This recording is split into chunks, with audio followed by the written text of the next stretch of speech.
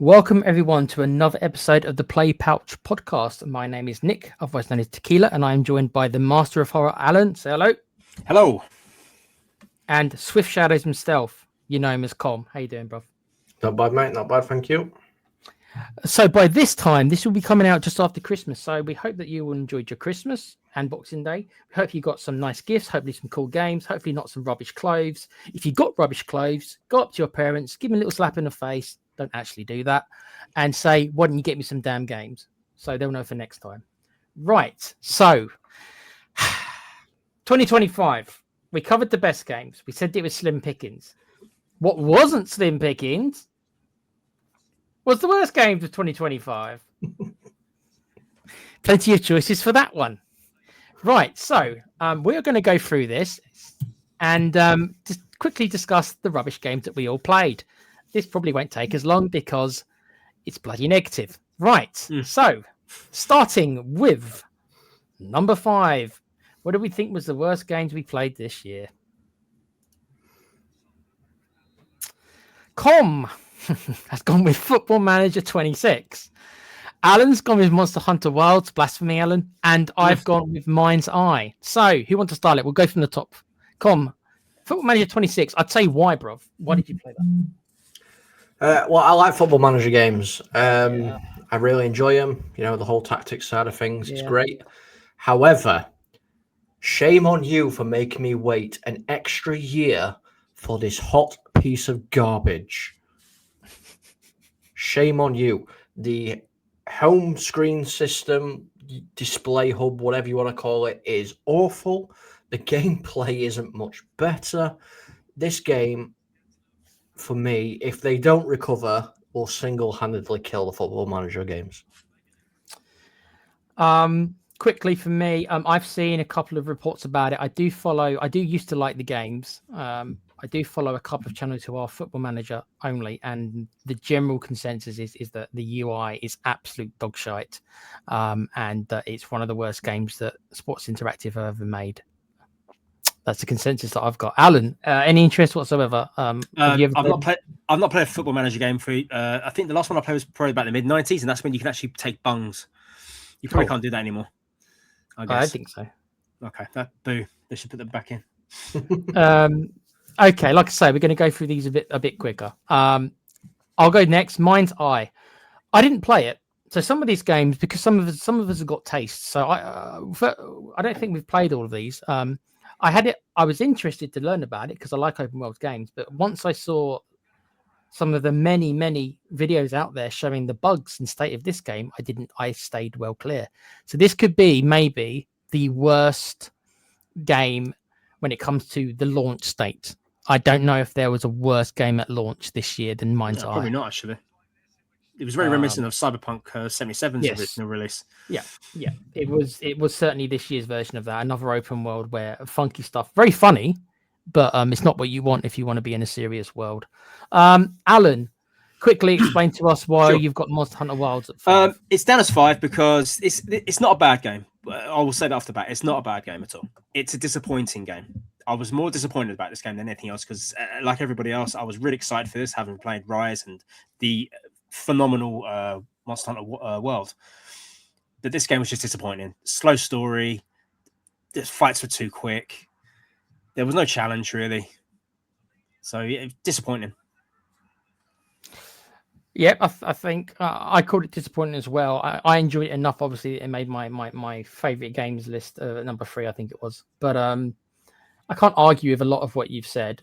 If I enjoyed the gameplay, but that's all there was. Everything else it was on the poor side. So I think that's kind of fair. I guess I just enjoyed it a bit more. Right, like I say, we will go through these a bit faster. Number 4. Okay, so I've gone with Civ 7. Alan's gone with EAFC, and Com's gone with Atomfall. I'll start quickly. Civ 7. I talked about this on our Game of the Year awards, so I said most of what I've got to say there. But as a big Civ fan, I will quickly say that this was a train wreck.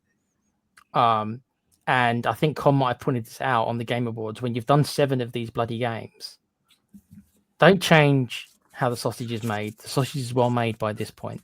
There's certain things you don't screw with. They decided to screw with the basic fundamentals of what everybody or all the hardcore Civ fans like me want from their games. And they made the fundamental mistake that can't be rectified. This game, in my opinion, is done. They were not, so they need to just release. They need to forget about doing any DLC or expansions and just work on Civ 8 and don't make these mistakes again because it's done for me as a franchise. The game. So roll on Civ 8 in whenever that comes out a bit. It better not be like another 10 years or whatever, because this game will not retain its player base. It's already dropped off already. Alan, EAFC. Well, it's a football game. Okay. There's not so much you can really do with football games. I've heard what you've said about it. The last football game I played was probably EA 24. Yeah. Which was okay. I'd not played a football game since I think FIFA 16, which was actually going really, really cheap on Xbox. I think this is following like the World Cup or something. And to hear what you've said about it, the fact that it's been changing from every patch, the gameplay is just changed for no reason. I thought to myself, that's pretty bad. That is pretty bad. So that's why it's down as my number 4. Colm, Atomfall. I remember you kind of briefly mentioning this many, many months ago. It hasn't got better in your eyes then. No, it hasn't. This is the game that everybody thought they wanted and realised that they didn't. Yeah. It is Fallout set in England, and it does not work. It looks terrible. That's all I can say. I didn't bother actually even trying because I looked at it and just said, no, I know that I had a Fallout itch like a lot of players do, but this is not the answer. Now, this was free on Game Pass as well, and I still feel like I was robbed. Yeah. No, it's free on Game. I saw it as well, and I couldn't be bothered to do it. I was like, I'm not even going to bother downloading it. I'm not going to take the time or bandwidth to download it. No. Right, so there you go, guys. That's our number 4. We will go to a number 3.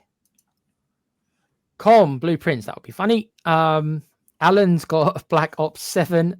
And me, I've gone Fallout 4, the anniversary edition. I'll go first on this one, I guess. Fallout 4, very quickly. Yes, it is that older game. Yes, they barely touched it. All they did is add paid mods. They re-released it at, I think, 40 or 50 quid.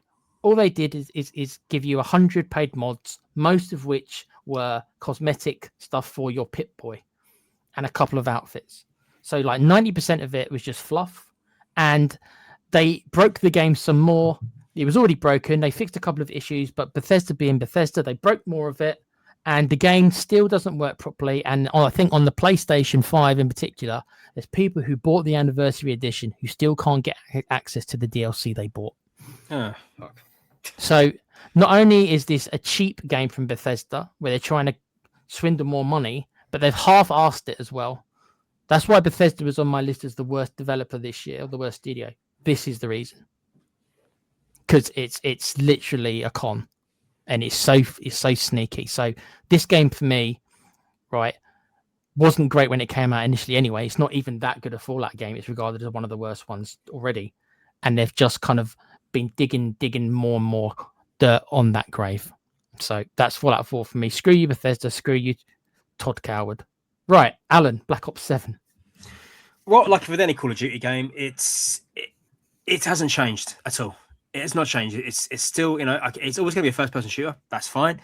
But the fact that they just haven't changed enough, the fact that it's always a yearly title, it just annoys me. I mean, Assassin's Creed was a yearly title, if you remember, back in the day.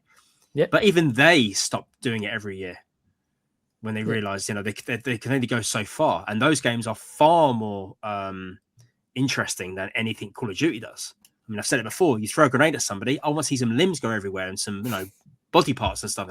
No, you just see the body go up in the air, or they just fall down dead. I'm thinking, well, that's not realistic, is it? A game that claims to be realistic in its military warfare. Bullshit. So yeah, Black Ops 7, number 3. Do better. Yeah, you didn't even mention the train wreck of a single player storyline. Oh God, yes. I kind of went into it a little bit before on the last shows. Yeah. Giant Michael Rooker. If some people don't even know who that is. Oh God, yeah. Is a boss in it, and then it's all to do with all like some crazy stuff. Well, there you go. This is the thing. They always want these Call of Duty games. They always want it to be multiplayer. They want you to be in the PvP shit, okay, which I have no interest in. Why, for the love of God, don't they just put a campaign mode in with co-op with your mates? Why? That would be more fun. More fun. Because they tried it and it failed. Yeah, they've only done it once. I think it was in the World War One. But it wasn't even a proper campaign mode, if I remember. What it like missions? No, I'm pretty sure there were one that was Probably. like I can't remember which one I've- it was, but it I've were co-op honestly one. never played any of them. I honestly have a complete blank. I've only enjoyed one Call of Duty game, and that was the original Modern Warfare, which is Call of Duty 4. That was the only one I actually enjoyed until the very last mission, of course. But yeah, that was the only one I liked. Okay, then, Com. Go on then. Blueprints. According to the reviews, it's good. But Com says otherwise. Go on then. It's a walking simulator. Great, That's my what job. it is. It's a walking simulator with some puzzles. What is good about it? You go into a building, you do some puzzles, you run out of steps. Yes, because that's what happens. You have to pay to go into rooms with steps. You run out of steps, you go to sleep. Hold on. What do you mean you run out of steps? You only have a limited number of steps per day to try and get your way through it. Yes. How does How does that work in the story? Why have you got? I don't know. You've got a limited amount of steps. Every time you enter a room, it'll cost you so many steps to enter this room. And then, like I said, at the end of the day, when you've run out of steps, you've got to stop and then rest, and a new day starts. And guess what? Any progress you have made is gone because it's randomly generated. So all the rooms shift. So even if you've got right towards the end, bye-bye. Does not matter. Why? What is the point? And how much of this did you play, Com? Did you buy it? No, it's on Game Pass. Oh, okay. All right. Well, at least okay. Even the devs know it's crap because it's free. Okay. At least you didn't waste your money on it. I have very little I can say about it. People like it in the Steam reviews. That's all I got. Get good taste. Alan, any thoughts on paying for steps? And until Colm mentioned this game, I've actually never heard of it. Yeah. And I wish actually, given what Colm just said, I kind of wish I hadn't heard of it. Well, it's on Game Pass, Alan, if you want to download it. Never heard of it. What is it? What are we talking about again? Blueprints. Yeah. What's that? Black Ops 7, mate. That's what we're talking about. Yeah. Thank you. So everyone avoid blueprints. Okay. Right. I do enough walking in my real bloody job. I don't need to do it. The paying for steps stuff is amazing, by the way. That's fantastic. I just want to write that in. That's great. It's ridiculous. Okay.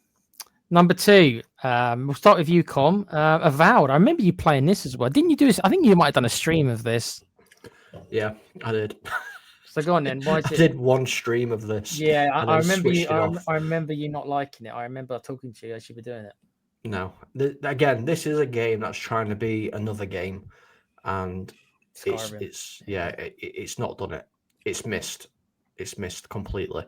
Unfortunately, it's got a good premise, but if I want to play Skyrim, I'll go play Skyrim. I don't need to go play Avowed. I thought it looked like a bootleg Skyrim. I did. That is what I originally thought. I thought it's like a Skyrim. It's like a Skyrim. Everything about it seemed like a weaker version of Skyrim. And I don't care if it was on Game Pass. It's yet another Microsoft Studios failure, one of many this year. I think I said when I streamed it, this is a cheap version of Skyrim. Yeah, that's what it looked like. Everything about it did it. Everything about it looked. It just I don't know. It looked like a small budget version of Skyrim. That's what it is. Yeah. Me and Alan have probably not the surprise to come. Me and Alan have gone for Helldivers 2. We did try it. We did actually give it a fair shake. We didn't play it for an hour or two and then stop playing it. We did try to persevere it. Me, Alan, and Pete. And Com joined us a little bit, but me, Alan, and Pete certainly we tried to get into it. I really did. We did. For me, and Alan can say this his view. For me, quickly, I didn't realize it was as military as it was. I think that was my personal mistake. Had I known it was much more in my mind, much more on the military shooter side of the genre, I wouldn't have touched it. I was kind of sold because of the Starship Troopers thing. Let's be honest. It ends up that there's Terminator stuff as well in the game, but I actually didn't even know that. All I ever saw was just them fighting the bugs. So I was sold by the Starship Troopers parody. I was, and I thought, oh, that looks fun. I didn't realize a lot of how the actual game worked. And as after the first couple of hours, I was like, yeah, this isn't the kind of game that I generally would play. But by that time, I'd already bought it digitally. And I, unfortunately for Alan and Pete, I kind of suggested they get it too, which I'm probably going to pay for a while. Alan.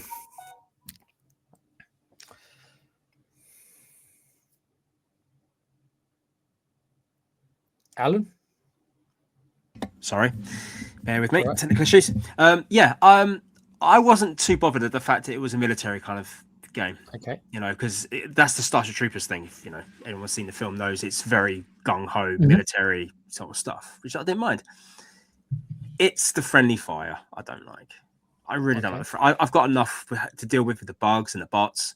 I don't need people shooting me accidentally, getting caught in a military strike accidentally. I don't need that.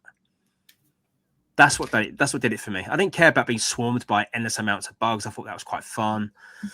But yeah, it was just a friendly fire. Yeah. Right. Colm, you can defend it if you want, or we can move on.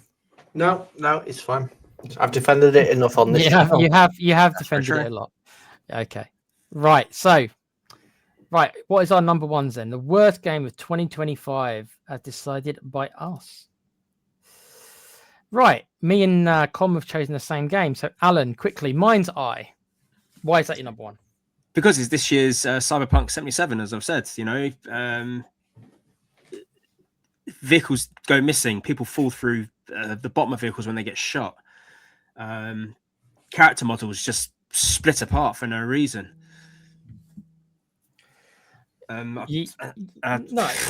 Garbage. You're right. And as I said when it was my pick in number 5, it's like there's no getting around. I do think it was on a technical side significantly probably the worst game of the year. No other game released in that state. Other games were in bad state like Borderlands, but not to that degree where it's just like there's no way this game should have been released. There's no way in hell. It needed another 6 months at least before it should have come out. Okay, Colm, me and you. We've both gone for EEFC. Quickly for me, I kind of already had my rant on it before. They change the game every week with a different patch.